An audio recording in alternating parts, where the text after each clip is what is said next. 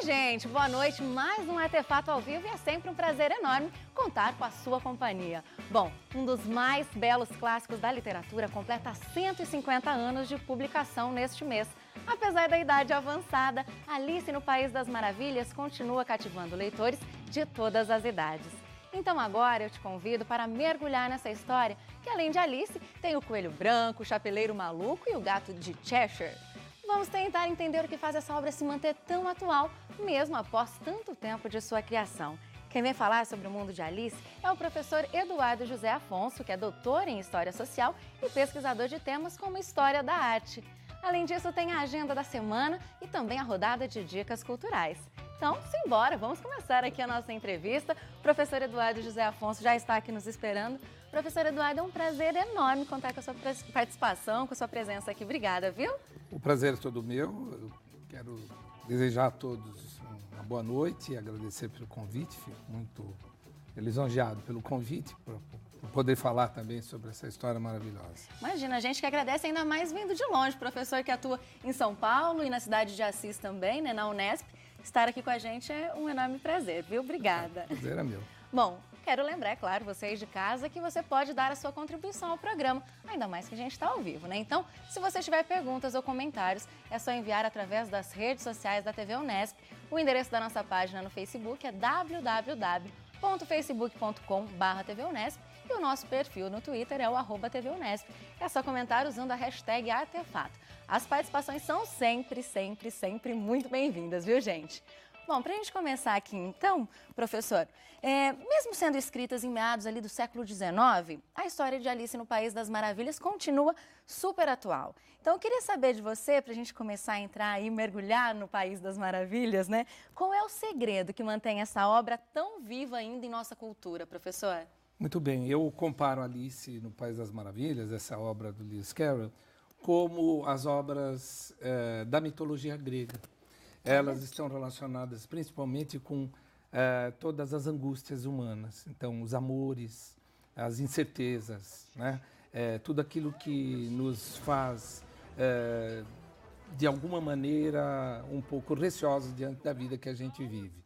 Então, tragédias gregas, como, por exemplo, Édipo Rei, falam da nossa vida, da relação que temos com a sociedade, com a nossa família. E Alice também retoma essas questões importantes da relação que nós temos com o mundo que vivemos, com a política, com a ciência, etc. Bom, e quando a gente se depara com obras que atravessam séculos, né, como Alice, como obras tão apreciadas pelo público, né, vem aquela curiosidade de como é que surgiu essa história? Qual é que foi o ponto de partida de Alice, professor? Então, o Lewis Carroll, né, era um professor da Universidade de Oxford e numa ocasião ele esteve no Rio Tâmisa num barco levando as filhas do Henry Liddell, que era o vice-reitor de Oxford, e ele e um colega, navegando pelo rio, resolveram entreter as meninas, eram 3.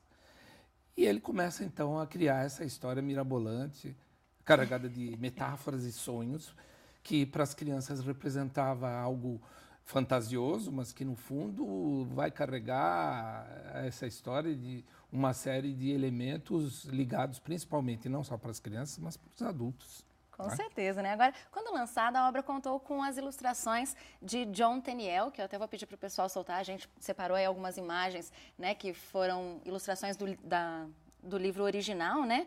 Você acha que essas ilustrações ajudaram a fortalecer o visual da história, toda a história de Alice? Sem dúvida nenhuma. Eu acho que o trabalho do Lewis Carroll foi muito enriquecido, porque ler Alice sem ter contato com estas imagens, porque, afinal de contas, é uma obra literária, mas que também faz referência ao onírico, ao sonho. Então, o desenho vem colaborar muito nesse sentido, de fazer com que a gente imagine a história e olhe para os personagens.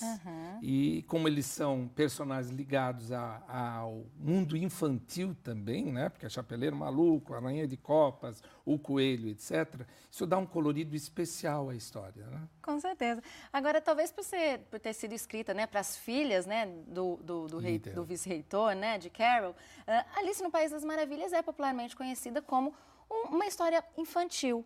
Agora a gente percebe, como você mesmo disse, né, Eduardo, que o conto tem um apelo aí para diferentes públicos.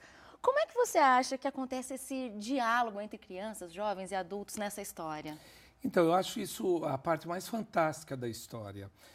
Quando o Lewis Carroll, depois de contar para as meninas esta história, foi à casa dele, começou a rascunhar o início dessa história, ele fez uma referência a esse mundo que nós, adultos, achamos que perdemos, que é o mundo do onírico, do sonho, da fantasia. Sim. Então, nesse sentido, ele quer nos dar um recado, ou seja, nós, adultos, maduros, esquecemos que fomos crianças. E o mais importante é que, a partir da leitura desta obra, isso fique sempre muito patente, que esta ingrediente mais importante, que é o sonho, que é pensar uma vida além dessa material que vivemos, continua presente no mundo adulto. Sim, Por com isso certeza. ele tem esse jogo de apelo, tanto para a criança quanto para os adultos, porque ele fala do nosso inconsciente, na realidade. Estou até mostrando aqui essa publicação que reúne 2 contos, né, do Lewis, né, professor?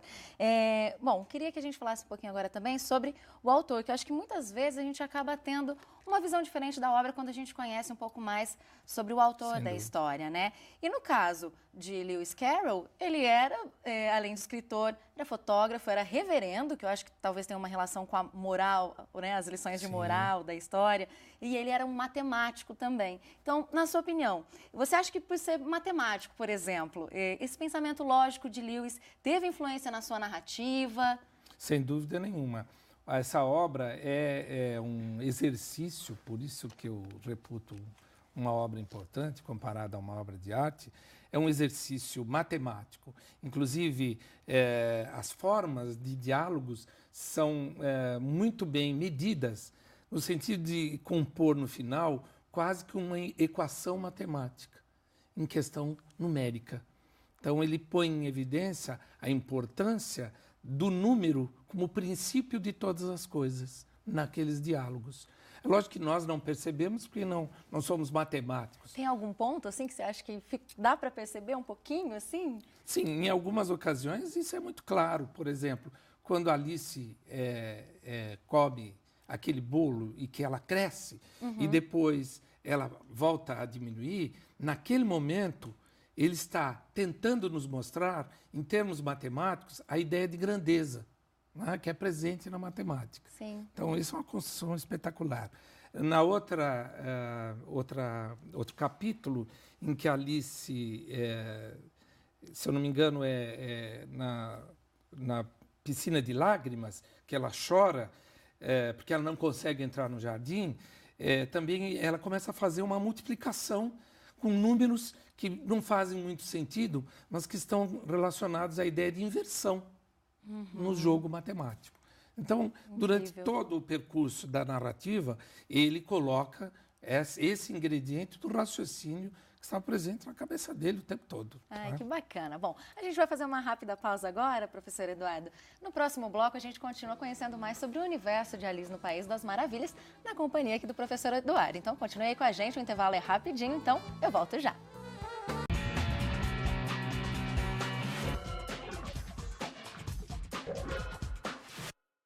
O Artefato está de volta e, em comemoração aos 150 anos da publicação do livro Alice no País das Maravilhas, estamos aqui conversando sobre essa obra que ainda é tão atual e tão presente em nossa cultura.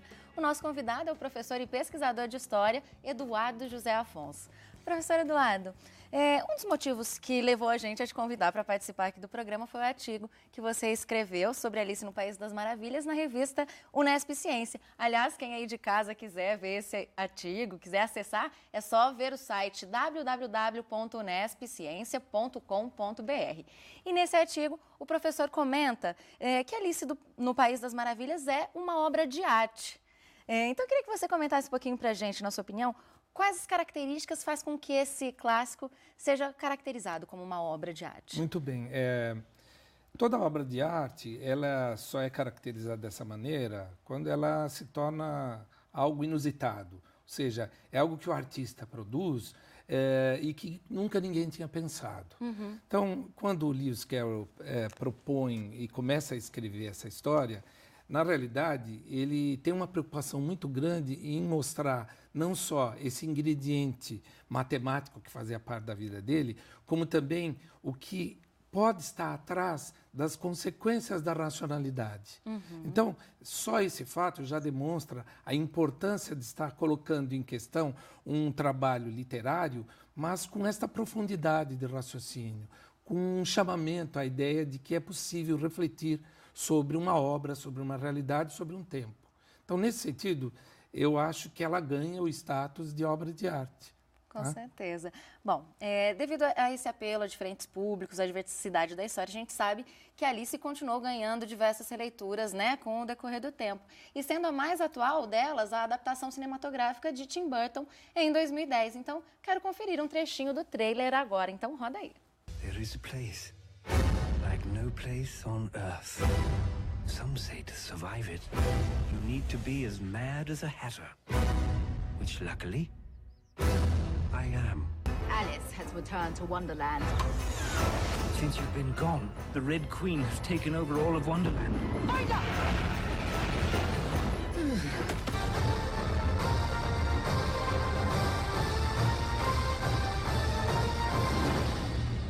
We have our champion. Professor Eduardo, é uma obra muito interessante, né, do Tim Burton. Esse filme atingiu a marca de $1 bilhão arrecadados no mundo inteiro.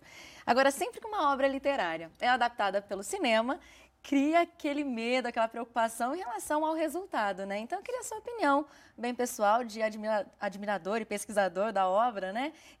Você acha que essa adaptação conseguiu representar bem aí o clássico literário Alice no País das Maravilhas? Bom, em primeiro lugar, é preciso perceber a obra do Tim Burton, né? É uma obra que nós conhecemos, então, sobre esse aspecto, é preciso lembrar que ela não é uma reprodução fiel, né, da obra literária e que carrega a marca do Tim Burton, mas eu acho, na minha opinião, que ele foi muito feliz na montagem desta obra, conseguindo reproduzir, em termos de sequência, aquilo que a própria obra do Lewis Carroll propõe, né? Então, sem dúvida, eu acho que a própria audiência do filme demonstra isso. As pessoas parece que gostaram da adaptação. Na minha opinião pessoal, acho que foi bom. É que o Tim Burton dá uma pesadinha de terror também, sem dúvida. né? Por isso que eu digo que é preciso pensar essa questão da estética, segundo Tim Burton, né? Lógico que,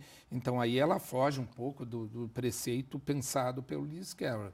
Mas como é impossível reproduzir uma obra de arte no cinema, porque todo autor vai ter um pouco daquilo que ele pensa sobre a obra também representado no filme, então eu acho que nós estamos muito bem servidos dessa É que é uma responsabilidade, que eu acredito que muitas pessoas acabam vendo o filme, né, e não lendo o livro, mas Sim. Eu acho que, como adaptação, ela se torna uma outra obra. Sim, e uma sem dúvida. obra incrível também, Perfeito, né? Eu acho perfeito. que é uma obra que vale a pena ser vista. Concordo. Agora, professor, para a gente até, acho que encerrar assim, com chave de ouro aí, essa viagem ao País das Maravilhas. No seu artigo, você até destaca um diálogo entre Alice e o gato Cheshire, em que ela diz que não sabe muito bem para onde vai, mas fala da importância de se continuar caminhando, né? O que essa trajetória toda de Alice nos diz sobre os nossos próprios caminhos? Então, existem muitas interpretações sobre a obra do Lewis Carroll. É lógico que, como obra de arte, todo autor, né, todo artista, quando esculpe uma escultura, pinta um quadro, etc., nunca vem com um manual. O porquê que eu fiz determinada ação, né? Então, é lógico que isto, para nós, abre a possibilidade de várias interpretações. Sim. Nesse caso, especificamente, alguns autores interpretam esse diálogo como um momento da própria adolescência, né? Então, em que o indivíduo não tem ainda muito certeza os caminhos que vai trilhar, mas ele deve ter muita consciência do caminho que deve trilhar para atingir algo que seja bom para ele. Sim. Né? Então, Por outra interpretação, que é aquela que eu também defendo, quando Alice se encontra com o gato e o gato diz a ela: você pode pegar qualquer caminho desde que você atinja um objetivo. Na realidade, muitos estudiosos, e eu pessoalmente também defendo essa ideia, de que naquele momento o próprio Lewis Carroll estava muito preocupado com o caminho que a ciência, na segunda Revolução Industrial, estava levando o homem. Então, ao mesmo tempo em que ele faz referência à vida humana, o que somos nós, o que é o nosso inconsciente dentro de uma realidade, por outro lado, também ele fazia questão de fazer uma crítica ao caminho da ciência. Quer dizer, os cientistas estão no laboratório, eles não sabem muito bem até onde vai aquele trabalho do laboratório. Alguns não se importam muito, porque chamam a ciência de algo não muito ligado à questão necessariamente social. Então, a ciência por conhecimento, simplesmente. Mas, de qualquer maneira, a ciência ela serve à sociedade. É preciso saber aonde ela nos leva. Se ela está nos levando para um caminho de benefício, de grande desenvolvimento para a humanidade, ou o caminho é a negação do próprio homem. Né? Com certeza. Acho que apenas um dos conselhos, né, que ficam desse livro, que eu acho que tem muitas histórias boas, né? Sem dúvida. Bom, então a gente aqui, para você aí de casa junto com a gente comemorar então esses 150 anos de Alice, fica o convite para revisitar a obra, ler o livro, ver os filmes, né? Tem o clássico de animação da Disney também, né? Eu acho que é um clássico que vale a pena ser lido e revisitado, né, professor? Sem dúvida, sem dúvida. Há um filme também, esse é um pouco difícil, mas é possível encontrar na internet, de 1903, que foi o primeiro filme britânico feito pela Alice. Foi apenas um trecho, pode ser procurado, né, na internet, só colocar lá Alice, primeiro filme. E aí tem um pequeno trechozinho. Então é a primeira experiência do cinema, vale a pena ser vista. Com certeza. Bom, para você aí que gostou da história toda, gostou das opiniões aí do professor Eduardo, vale a pena também acessar lá o site www.nespciencia.com.br e ver o artigo que o professor escreveu sobre essa história tão bonita, tão bacana, que nos marca até hoje. Bom, professor, continua aqui com a gente, porque no último bloco tem a nossa rodada de dicas culturais. A gente quer, claro, saber o que é que você trouxe de dicas pra gente, mas a gente faz um rápido intervalo. No próximo bloco tem a agenda com os eventos da semana e a rodada de dicas culturais. Então, até já já!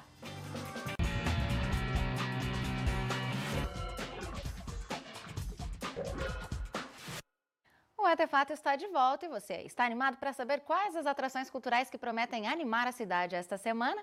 Então fique de olho em nossa agenda cultural.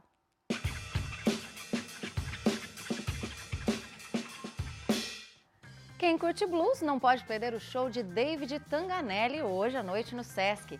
Considerado um dos melhores gaitistas de blues do Brasil, Tanganelli carrega grandes participações em importantes turnês nacionais e internacionais, dividindo o palco com os maiores nomes no gênero ao redor do mundo. A gente vai conferir um pouquinho sobre o trabalho dele. Solta aí.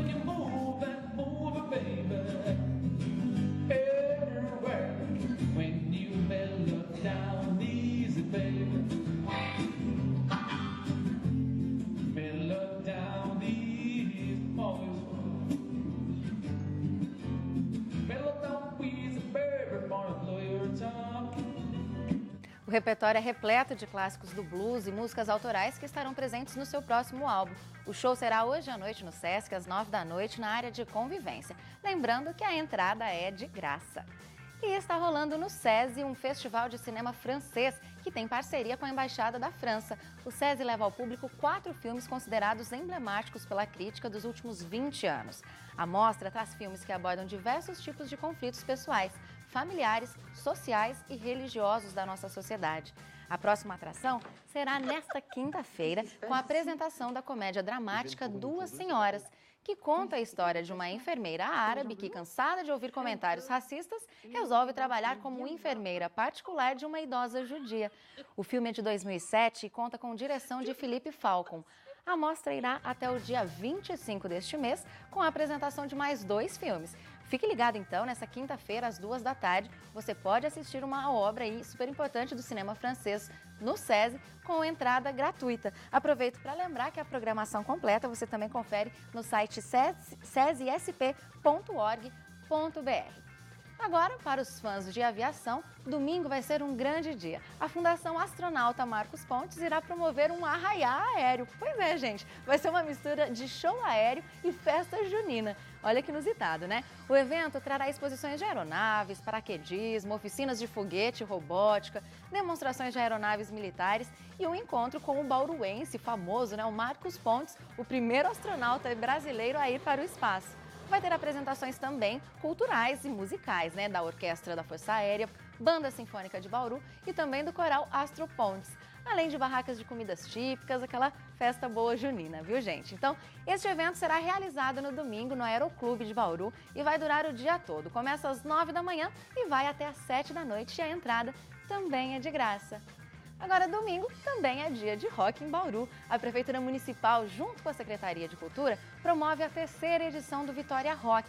Quem for ao evento irá ver a apresentação de 3 bandas bauruenses. A banda Rock Olds, que toca clássicos dos anos 70 aos anos 90, a banda Genoma, que está representando, né, o punk rock, e também o pessoal da Overhead, que vai apresentar composições próprias. A gente vai conhecer então o som desses caras.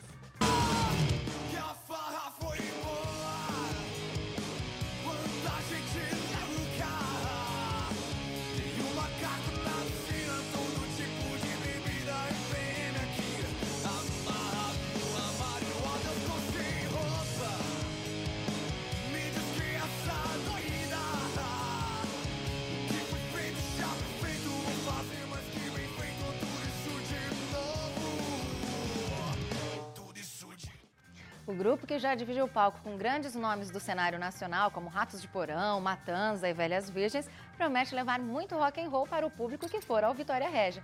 Então, só para reforçar, o Vitória Rock é neste domingo, começa às 5 da tarde e é de graça. Bom, é assim a gente encerra, então, nossa rodada da agenda da semana e a gente dá início, então, à nossa rodada de dicas culturais. Professor Eduardo, que continua aqui com a gente começa com as nossas visitas. Então, eu quero saber o que é que você trouxe de dica para a gente. Bom, eu gosto muito e trabalho na universidade com História e Cinema. Então, eu pensei em trazer como dica um filme que ganhou o Oscar, de melhor filme estrangeiro, 2015, portanto, esse ano, chamado Ida. É um filme polonês, de um diretor, Paweł Pawlowski, excepcional, porque além da plasticidade ser de primeira, a reprodução, ele é feito em preto e branco, então só a fotografia já vale como obra de arte, e ao mesmo tempo, porque nós estamos comemorando 70 anos do final da Segunda Guerra Mundial, também é uma oportunidade para rever alguns problemas provocados aí durante a guerra. Então, o filme Ida mostra a história de uma noviça que vai se tornar freira em breve, e então a Madre Superiora pede que ela vá se encontrar com a tia. E nesse encontro ela descobre que o nome dela nem é Ana, o nome dela é Ida. E que a história dela está ligada à perseguição dos judeus. Ela não é católica, ela tem na sua formação religiosa o judaísmo. Isto, então, transforma ela, né? A vida dela, e esse enredo é particularmente fantástico. Quer dizer, eu não vou contar a história toda, porque fica a dica para que as pessoas assistam, né? Realmente vale a pena ser assistido. Com certeza, é um filme incrível aí pela fotografia. Eu fiquei ansiosa para ver, não conheço não. Muito legal a sua dica. Agora, a dica que a gente trouxe do Artefato aqui é a banda Couto Orquestra, que assim, foi um show que me surpreendeu muito. Tive a alegria, a felicidade de conferir esse show lá em São José do Rio Preto, no SESI lá. E é uma banda sergipana que dialoga assim com sons, mas olha, é uma mistura muito inusitada.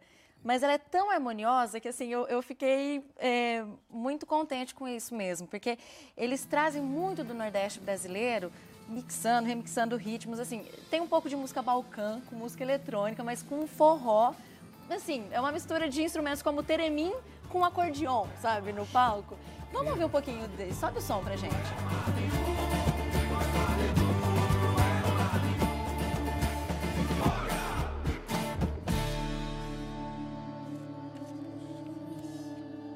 Não deu pra gente ouvir muito, mas assim, é uma obra que vale a pena, até pela mistura que é inusitada, é criativa e é muito harmoniosa. Então, tem no site deles, que é coutoorquestra.com.br, tem todas as músicas, tem todos os álbuns, acho que vale a pena conhecer. E eles estão arrecadando aí dinheiro agora para criar aí o seu próximo álbum, que vai se chamar Voga, né, que significa o ritmo da remada das embarcações, mas também lembra essa coisa de moda nova, né, do que está em voga. Então, eles vão percorrer povoados ribeirinhos do Rio São Francisco para gravar e se inspirar aí com o seu segundo disco, né? Então, vale a pena conhecer o trabalho e, é claro, ajudar também eles conseguirem concretizar esse trabalho super bacana. Professor, nosso programa já está aqui chegando ao fim, então quero aproveitar, é claro, agradecer super a sua presença. Foi um prazer recebê-lo aqui, esse bate-papo tão gostoso. Obrigada, viu? Muito obrigado. Eu que agradeço, é um prazer imenso estar aqui com todos e poder transmitir um pouco dos meus estudos e da minha paixão, né, por essa obra que eu reputo, como já disse, uma obra de arte. E gostaria de parabenizar a televisão por apresentar um trabalho espetacular como esse. Fico muito feliz de poder participar de tudo isso. Muito obrigado. Com certeza, o prazer é nosso. Obrigada. Bom, para você aí de casa, a gente encerra ao som da Couto Orquestra, que eu acabei de apresentar agora para vocês. Desejo uma ótima semana e eu espero vocês no próximo programa. Então, tchau, tchau, gente!